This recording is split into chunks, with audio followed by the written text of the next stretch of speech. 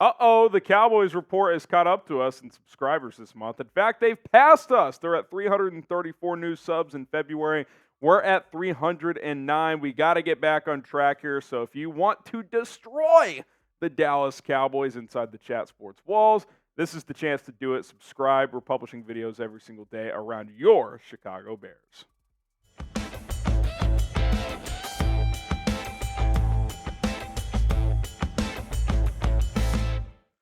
I'm Harrison Graham. On today's episode of Chicago Bears Now, Pro Football Focus has kind of been going through different position groups, and recently they went through tight ends and centers and linked several players to certain teams, and a handful of these players have been linked to the Chicago Bears. So let's talk about each player and whether or not I think they're a fit with the Bears or not.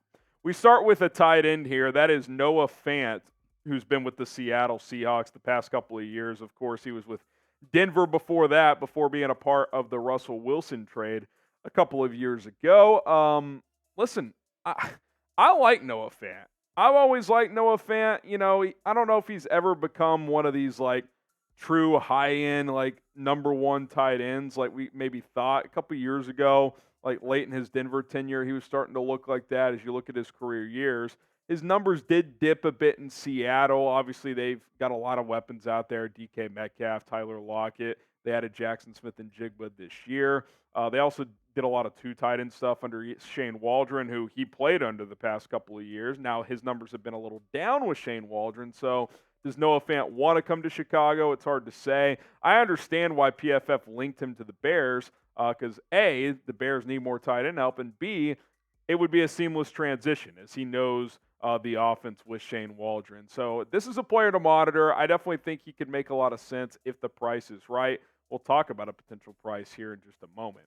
But I do want to talk about Gerald Everett as well and work him into the conversation. Also, I've been a Gerald Everett fan for a while. He's just like steady to me. Like, you kind of know what he is. He's not a Travis Kelce or a Gronk or a Kittle or someone like that. But, like, he's a good, like, middle-of-the-pack starting level or high-end backup tight end, and he's a good receiving weapon. He's been consistent throughout his career. I mean, those past 4 years, like, it's pretty similar, right? Between 40 and 58 catches there, and between 410 and 600 yards. I mean, that's kind of what you get, and if that's kind of what you're getting out of a tight end too, sign me up, because Cole Kmet the last 2 seasons has proven he's a high-level number one tight end in this league. He's been very, very productive. The problem is the last 2 years specifically, he has not had enough help around him. Robert Tonyan was a failure. Mercedes Lewis, who's also a free agent, I would bring him back to be the tight end 3. He said he wants to play another season. He's a great blocker,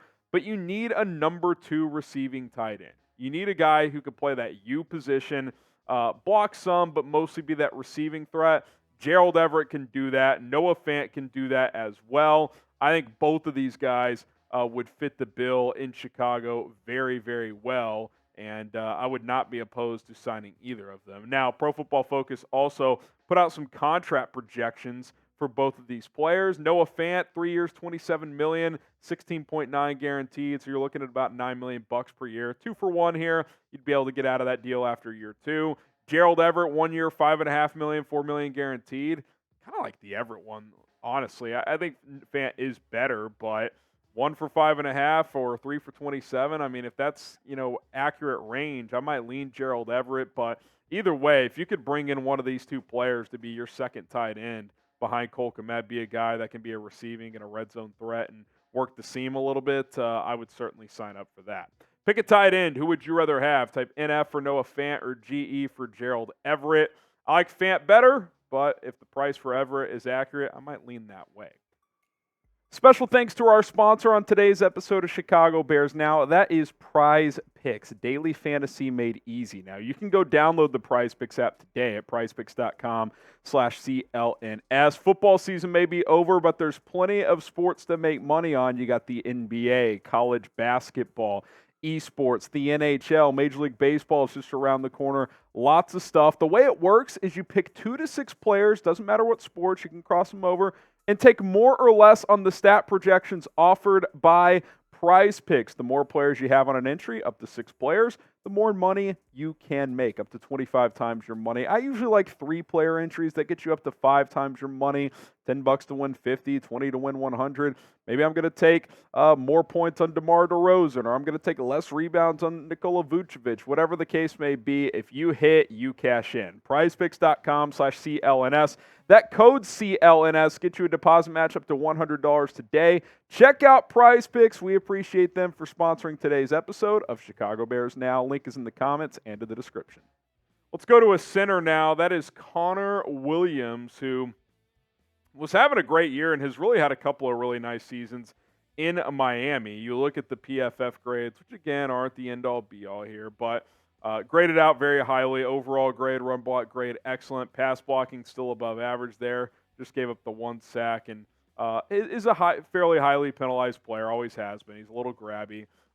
But something noteworthy here is he is recovering from a torn ACL. So how does that impact his market? How does that impact the Bears, who desperately need a new center? But regardless of if your quarterback's Justin Fields or a rookie, you'd like to start building that chemistry sooner. And if he can't see the practice field till training camp, does that factor in at all? It's hard to say. I mean, obviously, when you look at this offensive line, the glaring need is center.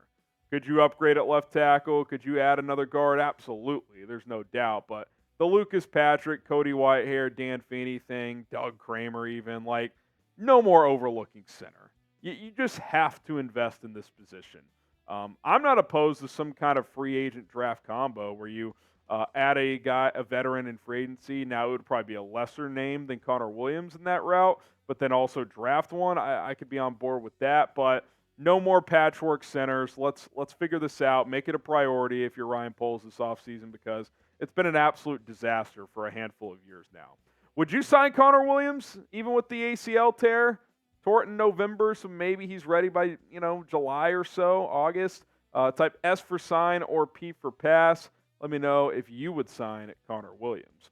Now, PFF also linked the Bears to these 3 centers. Aaron Brewer from the Titans, good athlete, tick undersized, but he would fit the bill of this type of offensive scheme. Coleman Shelton, who has worked with Waldron in the past in Los Angeles. He's also a free agent. And then Evan Brown, who worked with Waldron this past year, didn't have a great year for Seattle, so I'm not as high on him as I am the other ones per se, but at least there would be some familiarity there if you were to bring him in.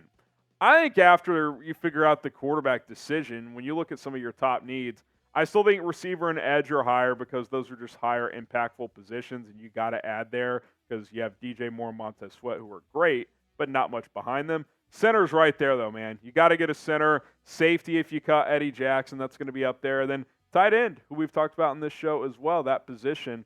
You got Cole Kmet and a bunch of misfits, so certainly got to make some decisions on those positions. Appreciate everybody for tuning in to Chicago Bears Now. We publish videos every single day. If you don't want to miss out, hit that subscribe button. My name is Harrison Graham. We will see you all very soon.